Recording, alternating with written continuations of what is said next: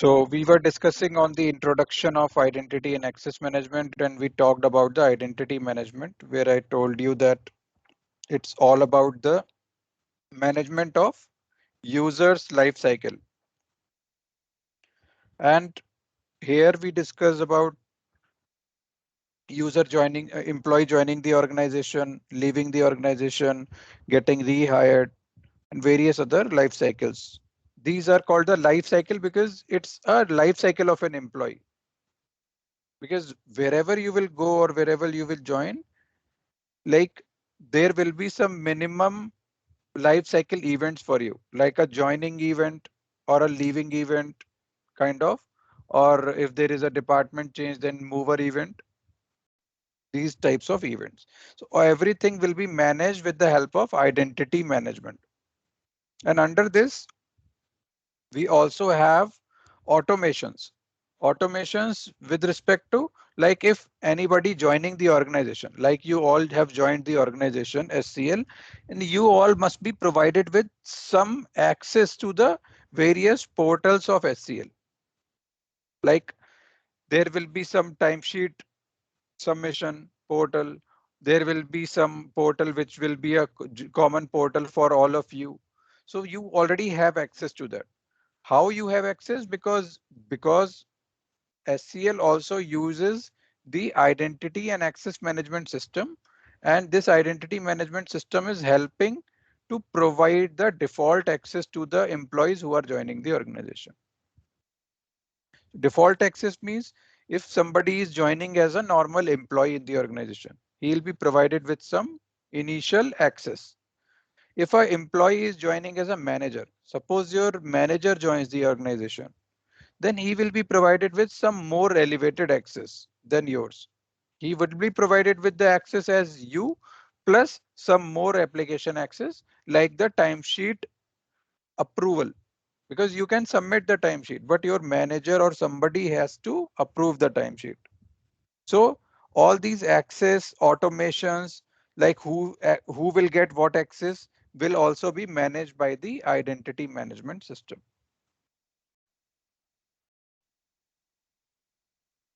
Apart from this, we have various other things under identity management. When we will proceed further into this, we will discuss on these points. Now let's talk about the access management. Access management is nothing but it deals with the access. As the name suggests, it deals with the access part. Like if you are the right person who is logging into the organization portal or not. Like if you are accessing any portal of SCL, you are entering your username and password. Are you the right person or not? Okay, and after you logged into that portal, what all you are authorized to view inside that? Okay, because suppose if I am logging into the Facebook as an end user, I will see different page. If I will log into the Facebook as an admin, I will see different page. So what all I am authorized to view, that depends, right? So all this is also managed under this access management part. My credentials will be validated from the backend, from the database, and I will be provided the access to the protected application. This will be managed by the access management. Apart from this, we have another important feature, that is a single sign-on. Can anyone explain me what is single sign-on? You must have heard about that in the past. Single sign-on. Can anyone try explaining that?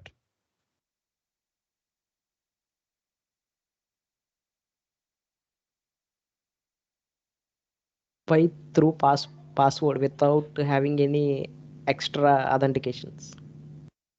Can you repeat, please? Yeah, through the sign in through the password or biometric without any extra authentication. Okay, like a general authentication process, you are saying. Yeah, sir. It's not the exact definition for single sign-on, but a good try. Using single sign, we can access multiple applications. Yeah, we can access multiple applications. That's right. But how? Means, can you elaborate more on that?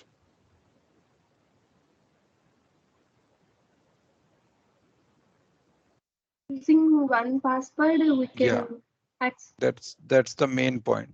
So with single sign-on, this feature, as the name suggests, single sign-on. Suppose I have 50 applications in the organization. I am accessing first application by entering my username and password.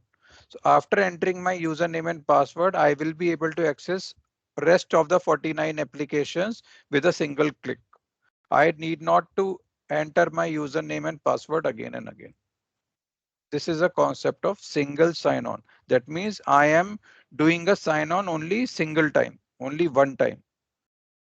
After providing my username and password, the system will allow me to access other applications without entering the username and password.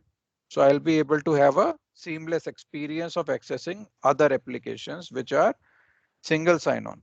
And in the short, we can call it as SSO based applications.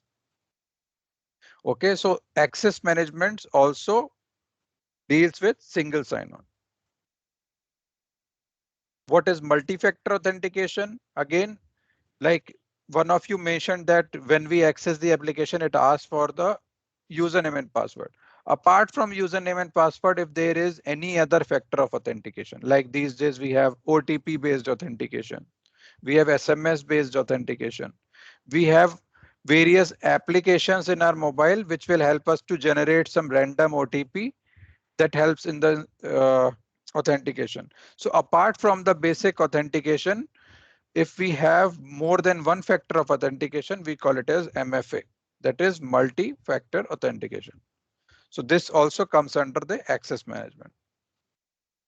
So what at high level we can say that identity management talks about the identity lifecycle and their what all access is provided to them, and access management talks about the only access part, authentication part, authorization part, single sign-on part, and what all access to be managed for the users. Okay, so we'll be discussing all these things in detail now. Before going further into this, anybody has any questions? No, sir. No, sir. Okay, No. No, sir. so if we talk about identity and access management, why, how, and what we discussed, what is an access identity and access management we discussed. Okay, why we require identity and access management? Can anyone try?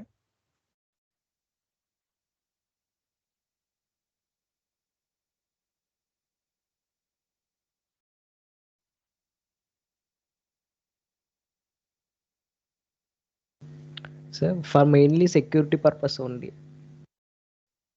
Okay, so we discussed the complete definition of identity management and access management. Okay, so under access management, yes, I told you that authentication and authorization is there. But under identity management, we have not discussed about the security part. We have discussed that we have to manage the complete user's life cycle or employee life cycle. But how only for security purpose we are using identity and access management? There must be some other features as well.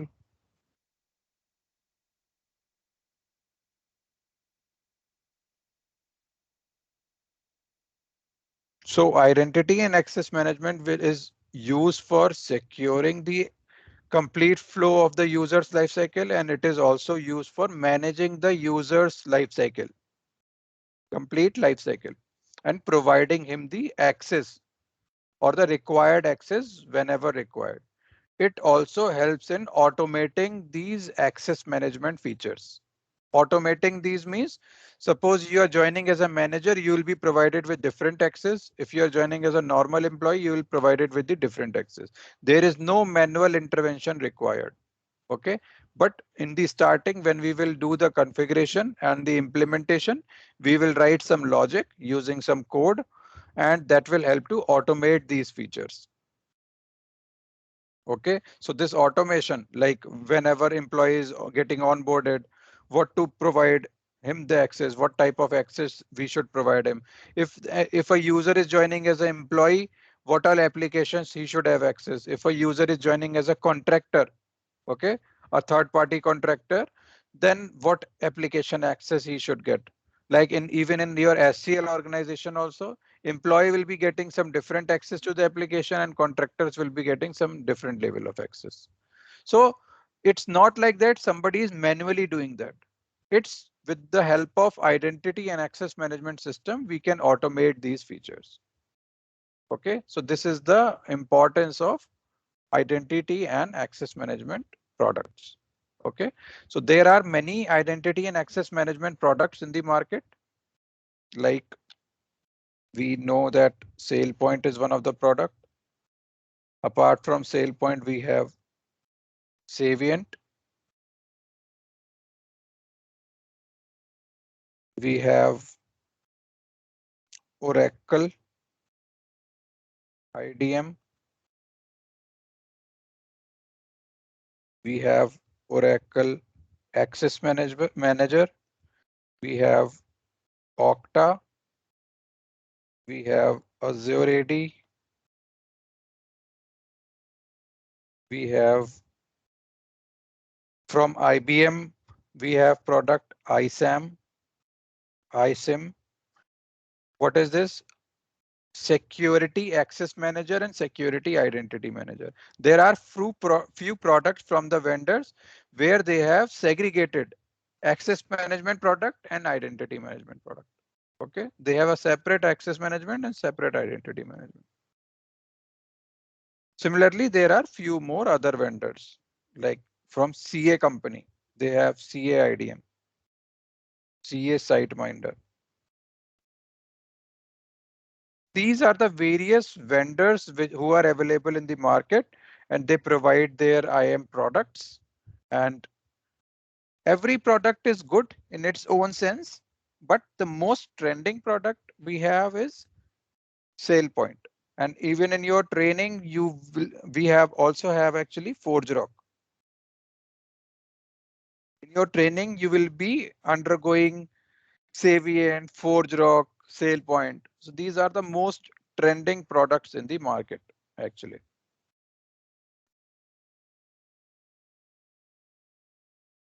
Okay, so you can make a note of these vendors just for your information that apart from SailPoint, we have various other products as well in the market.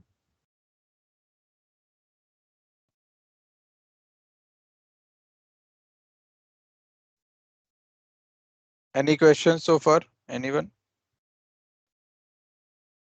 No. Okay.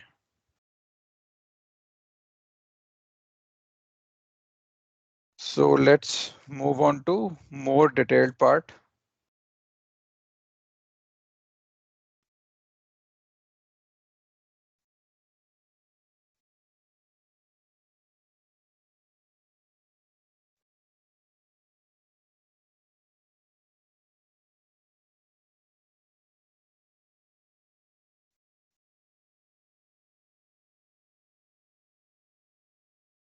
This is a digital identity. So in identity and access management system, we also talks about identities. We are discussing a lot about identity. But what is a digital identity? Digital identity is the body of the information about an individual, organization, or electronic device that exists online. That means any entity which is existing online, and that is something like an individual or organization or any electronic device, because you have your own identity. I have my identity. Your organization has its own identity, right? Everything is unique. They have their own identity. So it's not always like that identity is something which is a user. Identity could be anybody who is an individual, organization, or any electronic device that exists online. Okay. If we are saying that exists online, that means it is a digital identity. If we are not saying that it exists online, that is a normal identity. An identity will be having a unique identifiers like its first name, last name, email address, phone number, employee ID. Okay, like that. unique identifiers, and use patterns make it possible to detect individual or their devices online. They will be having some uniqueness from other devices or other identities. They have their own identity. That's why it's written unique identifiers. Okay. So again, I am saying digital identity is the body of the information about any individual, organization, or any electronic device that exists online. So we call it as a digital identity.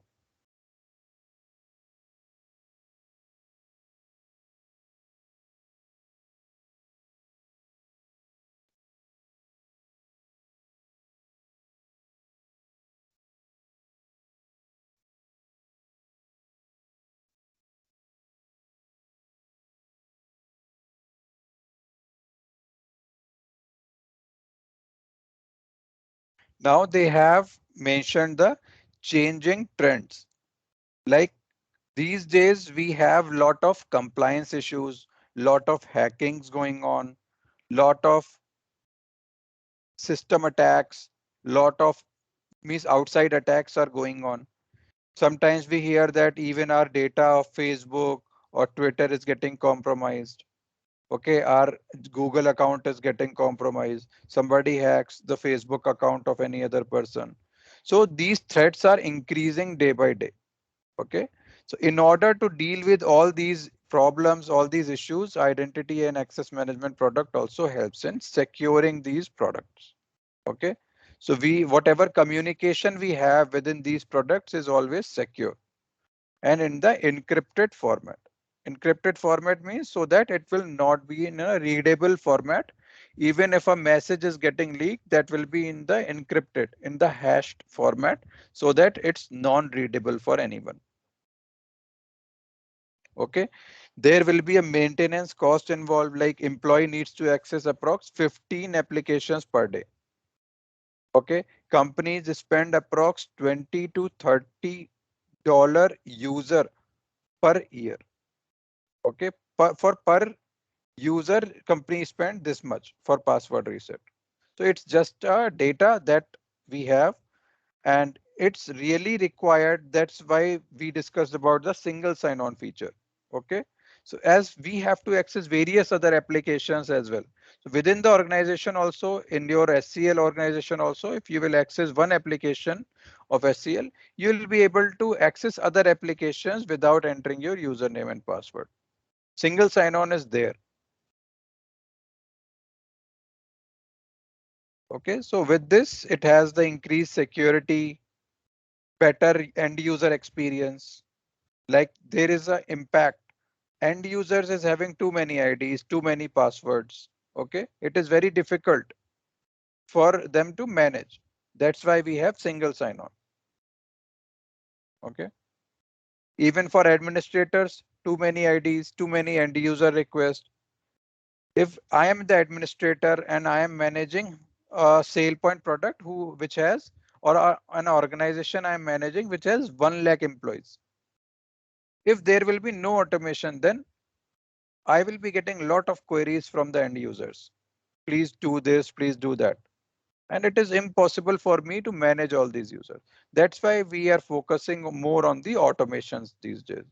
Okay, to reduce the human effort, to reduce the effort from the administrators, and to give better output, better experience to the end users.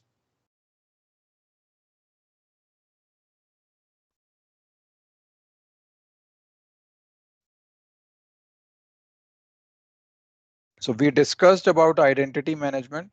We discussed about access management. So let's see what's there in this definition. What is identity management?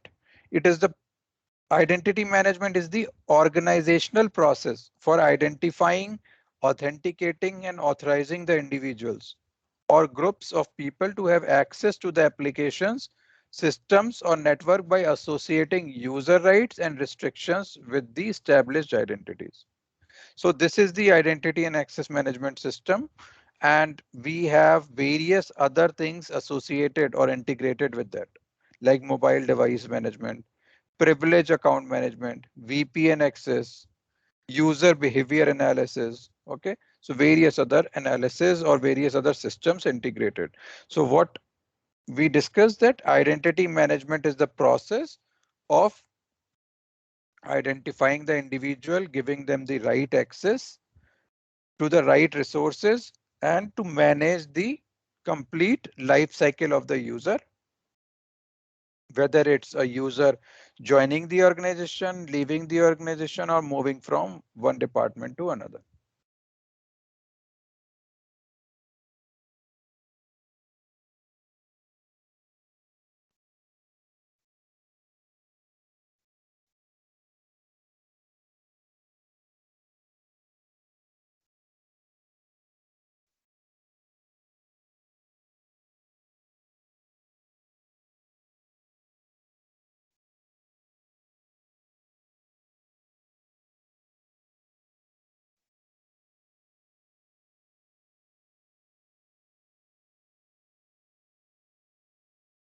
See, identity lifecycle we are talking about in the identity management.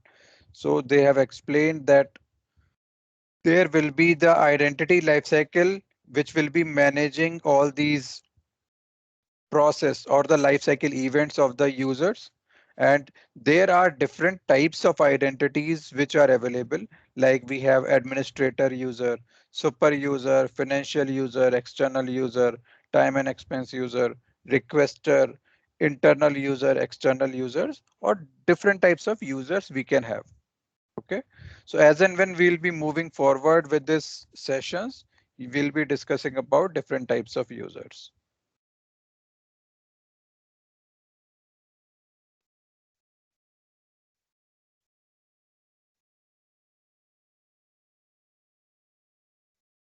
Yeah. So typical identity lifecycle. So identity lifecycle, what they have mentioned: request system access, terminate access, provision access, and maintain and control access. That means if we'll talk about request system access, identity is created as a first step of onboarding employees. We discussed about onboarding part, right? So identity is created in the HR system, because when you joined SCL, you contacted HR. HR contacted you and HR took the details from you, basic details, your first name, last name. They've asked you to fill up the form to provide your basic information. Okay. So this is the first step in the onboarding process. Now, provision access.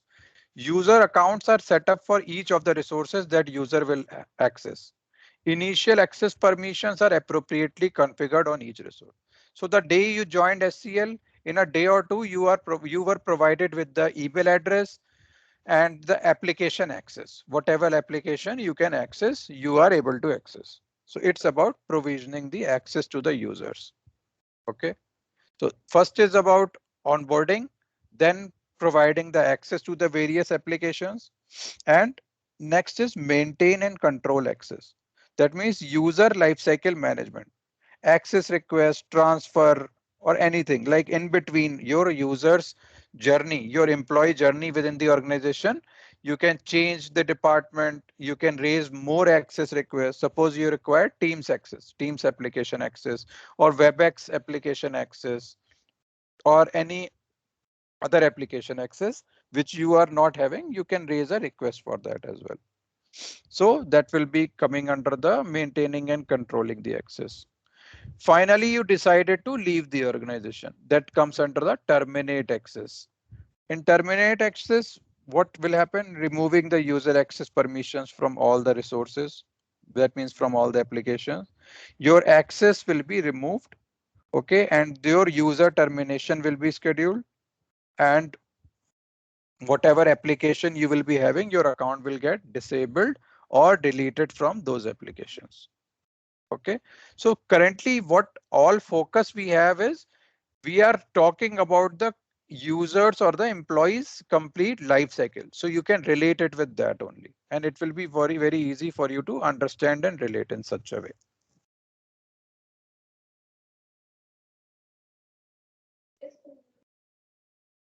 Any queries so far? Anyone?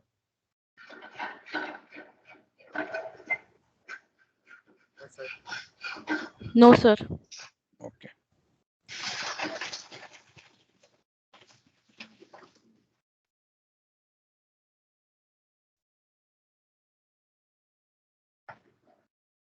Now we'll talk about access management. Access management is the process of granting authorized users the right to use a service while preventing access to non-authorized users. Okay, it has also been referred to as rights management or identity management in different organizations. That means whoever is authorized to use any system, we will provide them the rights to use the service. Now, can anyone explain me what is authentication and what is authorization? Sir, authentication refers to verifying the legitimacy of the identity of the user. Yes, right. And authorization refers to check whether he has the privilege to access a particular application or service. That's right. That's right. Can anyone explain in more simpler words? Sir, Sir, authentication is a verification of identity user. Verification of identity. Okay. Authorization. Authorization will take place only the successful completion of the authentication process. Yeah. And what exactly is authorization? What authorization do?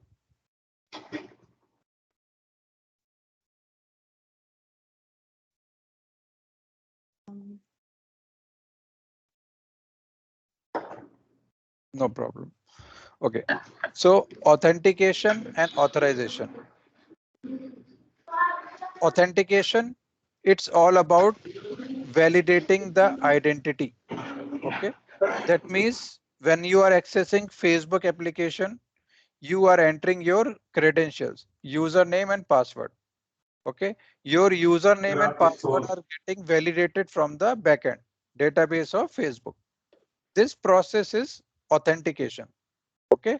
But what is happening in the authentication? We are validating the user's identity, whether it's valid or not. Okay. Whether the user is right or not. Suppose the authentication is successful. User will be logged in into the Facebook.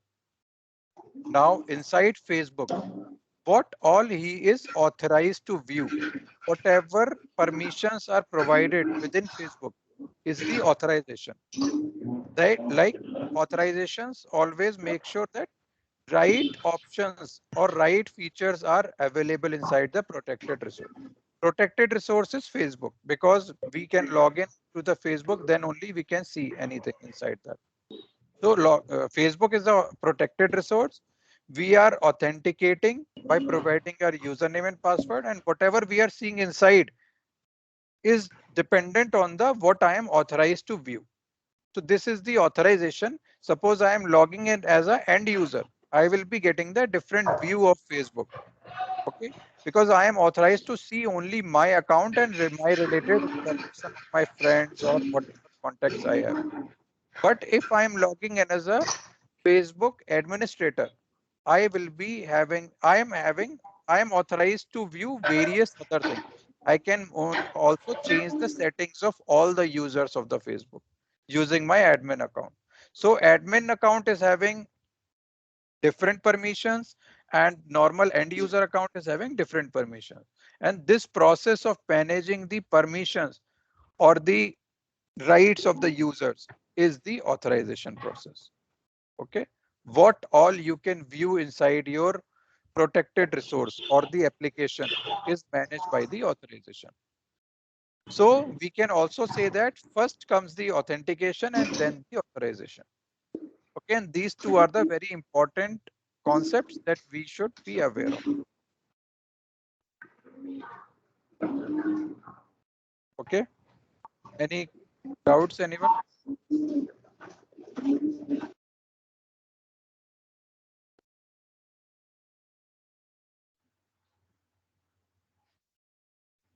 No, sir. Okay, so here in the access management, what they are saying is it is the process of granting authorized users the right to use a service Whosoever are the authorized users, we are providing them the rights to use a service. That means we are talking about the management of the access. Okay, because they have access, they have proper permissions, so we are providing them the access to use those applications or the resources.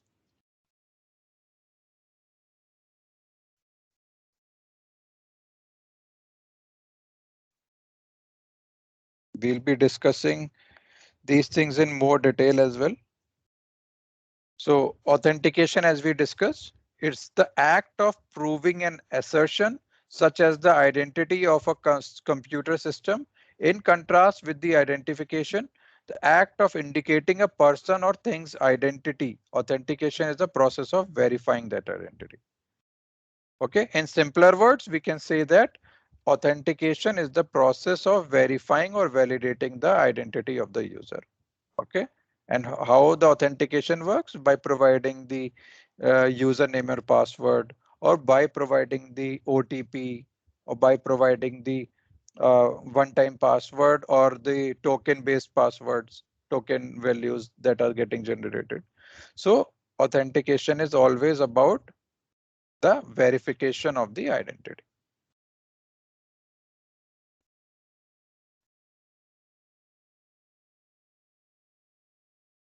Okay, so what you know, like PIN or password, what you have, we can have a e-token or RFID or certificate, and who you are, that will be managed by the biometrics. All these are authentication factors.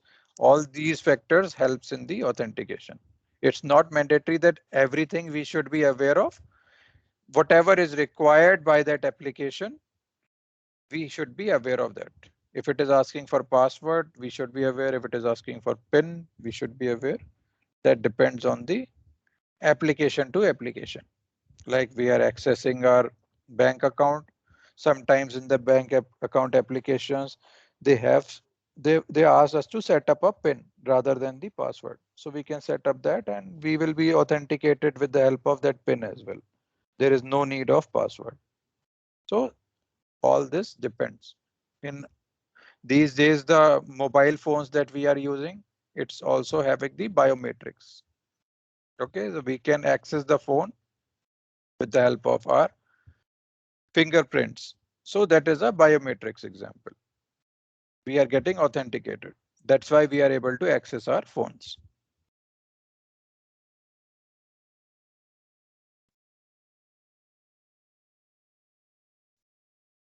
Okay, so we'll discuss in detail once we move to other topics. Now let's discuss on the architecture.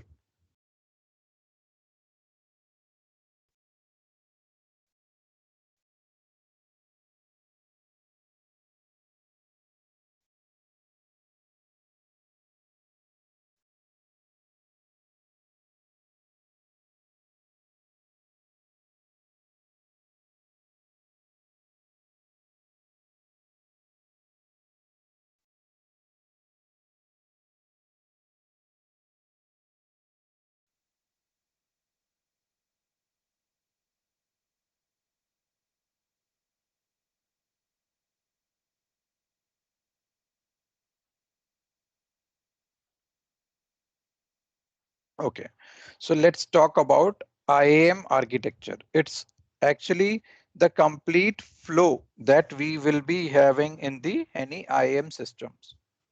Okay, so we will relate it with the example of any employee joining the organization. We'll take an example of SCL only.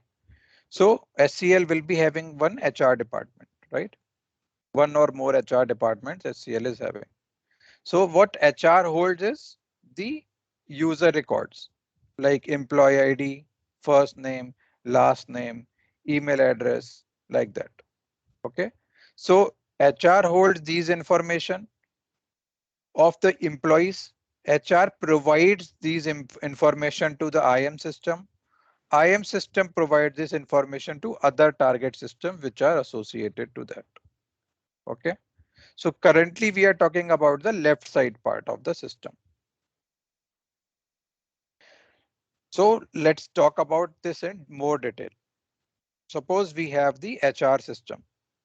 okay, or the HR application, which is having the 100 users. Okay, like 80 are the employees and 20 are the contractors. These 100 users we can pull into the IAM system. Okay, when we pull those 100 users into the IAM system, we can pull it with the help of any import activity like aggregation. We call it as aggregation, or you can just simply for now you can remember as import. I know that you must be aware about import and export. What is import and what is export? It's a general terminology, right? When we import something, that means we are taking something from the external system inside the our system. So IAM system is the centralized system over here.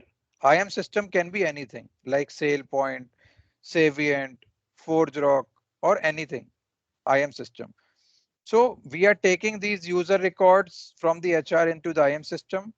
That means this you can consider this as a SCL organization. SCL is taking the user records from the HR, and we can call it as 100 users onboarding is completed. When the 100 users onboarding got completed, the 100 users will be there in the SCL. Now, as I told you that in the identity and access management system, it is responsible for providing the access to the other applications as well. Within the SCL also, you can access various other applications.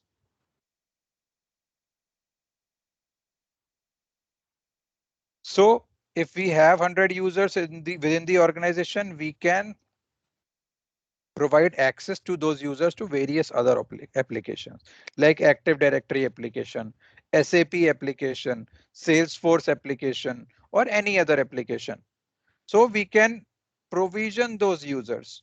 Okay, provision those users means passing those attributes of the users. What are user attributes? User attributes are like employee ID, first name, last name, email, address, phone number, whatever. So these attributes we will pass to these applications so that their account will also get created in these target applications. These are the target applications for this IAM system. So we can pass those user attributes to other applications, and those user accounts will also get created in these systems so that these users who got onboarded will be able to access these applications as well. Similar is happening in your case as well. You joined the SCL organization, you are provided with some application access. Those are the target applications, and you are able to access those applications because your account is created over there as well.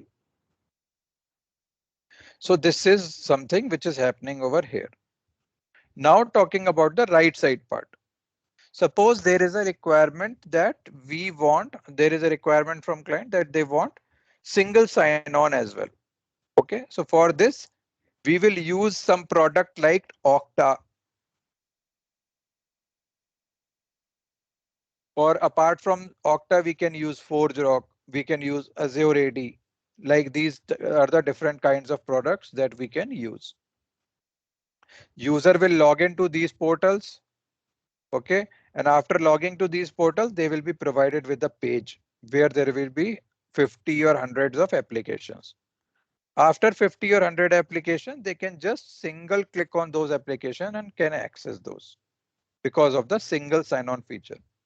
Okay, so these applications will be the cloud-based applications generally.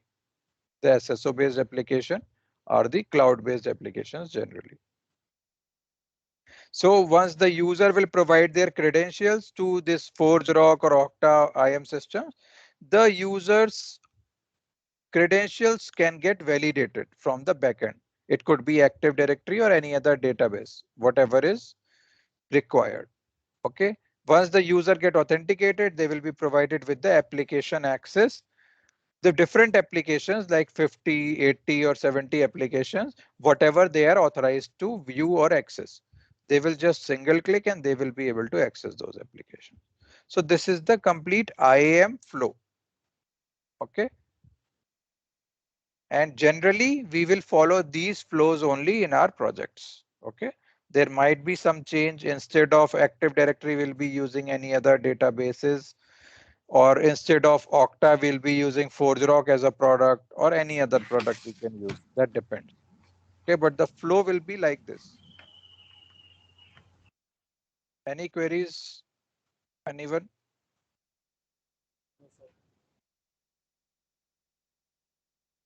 Please ask questions, guys, if you have.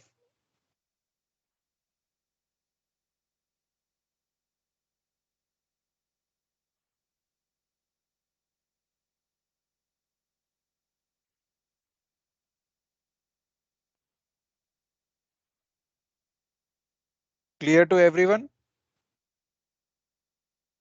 Yes, sir. Yes, sir. Yes, sir. Okay, good.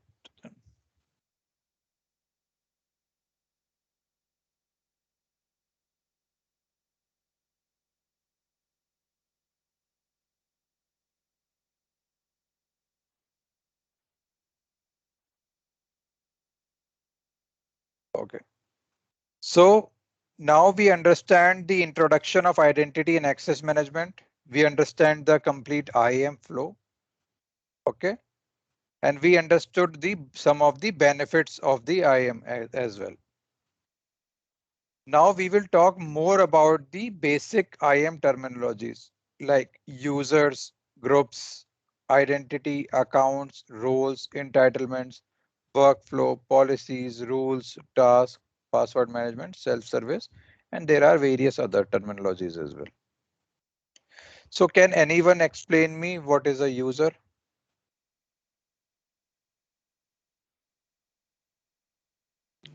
Person who uses the application. User is a person who uses the application. Application. Okay. Anybody else can give a try? You're correct. Yeah, I want others as well to speak out.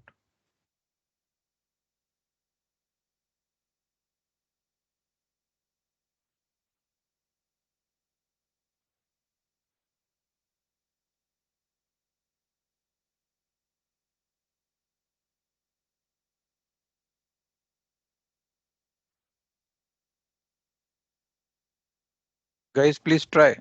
User. I'm asking very simple question. What is a user?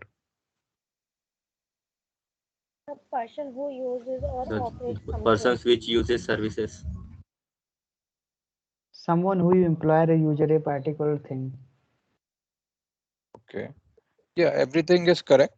User is an identity which access the applications, which has the roles which is assigned to him in the organization. Okay. Which access various target resources. Okay. A user can be any identity.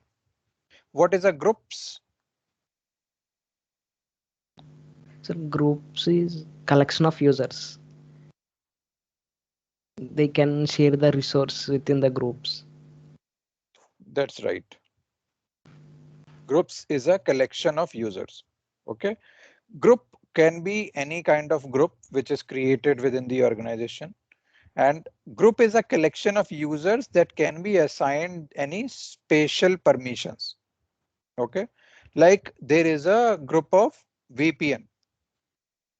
Okay. The users in the VPN group can access the VPN, virtual private network. Suppose there is a RDP group that is for the remote desktop access. So users in the RDP group can access the remote desktop. Like you recently got the lab access. In the backend, what was done? Suppose we created one group and we added all of you there. Okay. The users who were added into that group are assigned the labs. Okay. So with the help of groups, we can assign special permissions, special access to the users, and group is nothing but the set of users or a collection of users. Okay. It's all about users and permissions. Got it?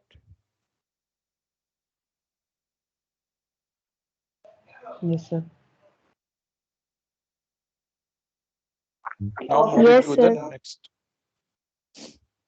Next is identity. What is an identity? We just discussed in our slide as well.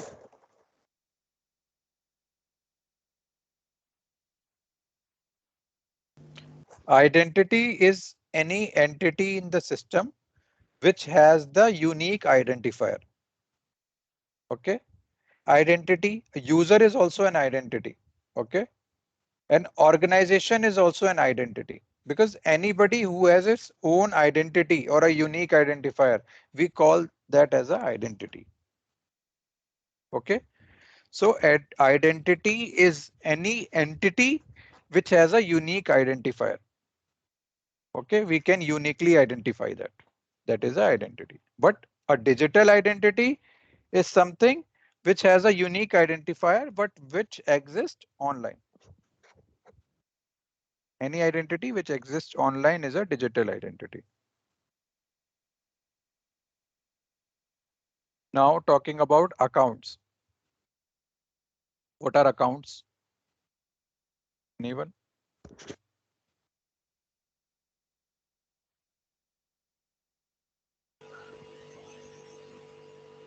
User associated logins. Can you elaborate? So like that Gmail account or something That's right. access, yeah, account something access to Yeah. resource.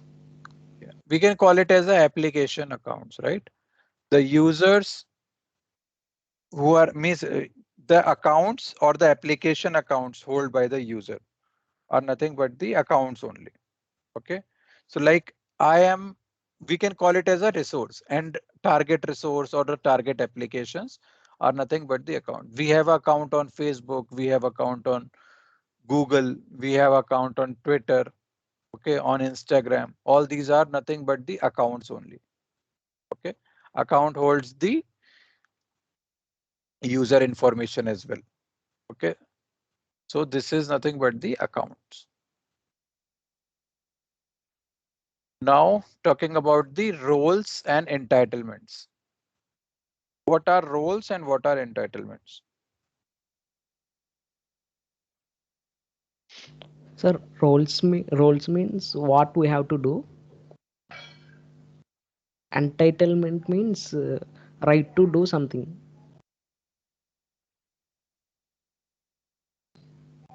Okay, so can we say that roles and entitlements are focusing on the access part? Yes, sir.